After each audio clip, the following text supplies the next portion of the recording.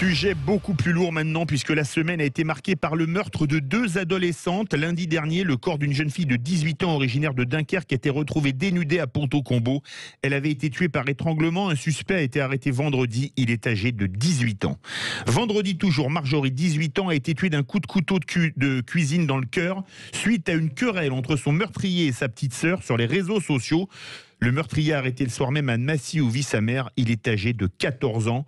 Nous sommes en compagnie de Stéphane Amar, docteur en psychopathologie et psychanalyse qui travaille notamment sur les adolescents. Stéphane Amar, bonjour. Bonjour.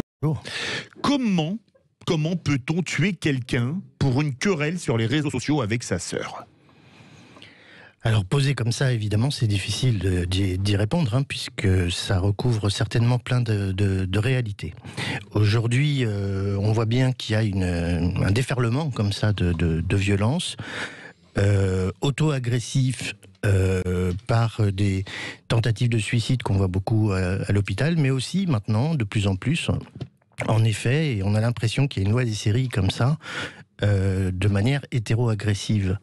C'est difficile à comprendre. Évidemment que le contexte doit être convoqué pour éclairer un peu les choses, mais on peut aussi penser que effectivement il y a quelque chose là d'une fragilité chez les adolescents qui se montre, une fragilité qui dénote certainement une difficulté à contenir ses pulsions, son agressivité et à ne plus voir totalement la réalité telle qu'elle est. Mais justement, je vais utiliser un terme de psychanalyse.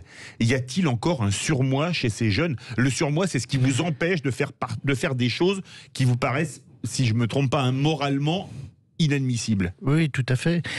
Bien sûr qu'on pourrait convoquer cette fragilité-là du surmoi. En y réfléchissant, on peut aussi quand même surtout imaginer qu'il s'agit de pulsions beaucoup plus archaïques, beaucoup plus primaires. C'est-à-dire qu'il y a quelque chose là d'une agressivité complètement agie, complètement libérée, débridée, qui donne le sentiment que les gens sont vraiment à fleur de peau. Alors, pas tous, bien entendu, et chacun à son échelle, chacun selon ses fragilités initiales. Il se trouve que là, on a affaire à des adolescents ou des grands adolescents, et que c'est bien sûr une période particulière où ces frontières-là entre ce qui est possible, ce qui n'est pas possible, entre la réalité et la réalité psychique, c'est-à-dire la manière dont on vit les choses, elle est extrêmement poreuse. Mais justement, pour prendre le cas d'Ivry, pas d'Evry, le jeune monte, cherche un couteau de cuisine et le plante dans le cœur de la victime. Il n'a pas un couteau sur lui, il le plante, il y a quand même quelque chose entre le temps où on monte dans l'ascenseur, où on descend. Comment expliquer que toute inhibition parte ? Parce que, excusez-moi, à 14 ans, on sait ce qu'est la vie et la mort. Oui, bien entendu, mais je crois qu'on est vraiment dans des moments comme ça, dans des séquences, et là ça dépasse vraiment les adolescents, même on peut dire, avec tous les meurtres qu'on entend quasiment quotidiennement en ce moment.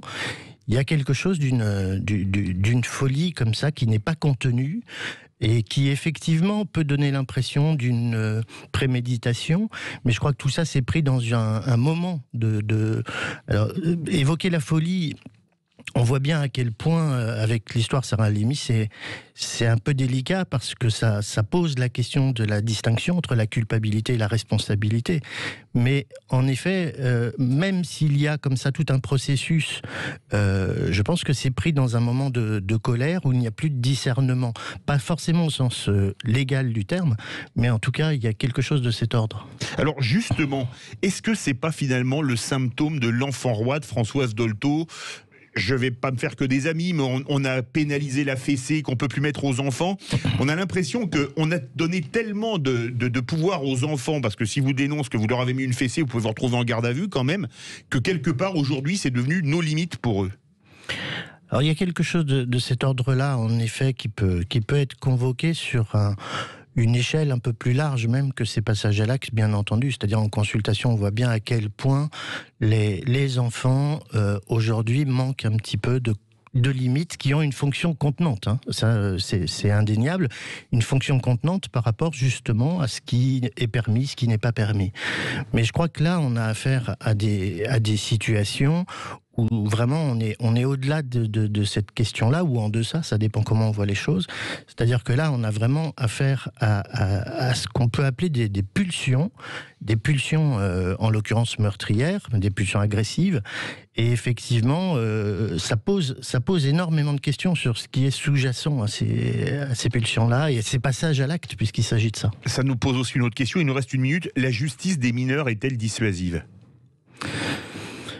Probablement, et on peut l'espérer. Ce qui est sûr, c'est qu'en ce moment, il y a quand même un phénomène de contamination aussi. Vous savez, je disais la loi des séries, mais c'est vrai que on voit bien à quel point un fait divers en entraîne un autre, et qu'il y a une espèce de contamination comme ça, où effectivement les jeunes aujourd'hui sont d'une certaine manière, d'ailleurs pas que les jeunes, mais en l'occurrence encore une fois ils sont plus fragiles, ils sont mis en lumière sous cet angle-là, on en parle beaucoup, on montre beaucoup de faits de ce genre, et ça donne non pas des idées, mais ça libère d'une certaine manière, ça banalise le passage à l'acte, et on peut même imaginer que pour certains il y a comme ça une espèce d'identification et d'émulation. Et d'identification aussi aux meurtriers qui sont présentés.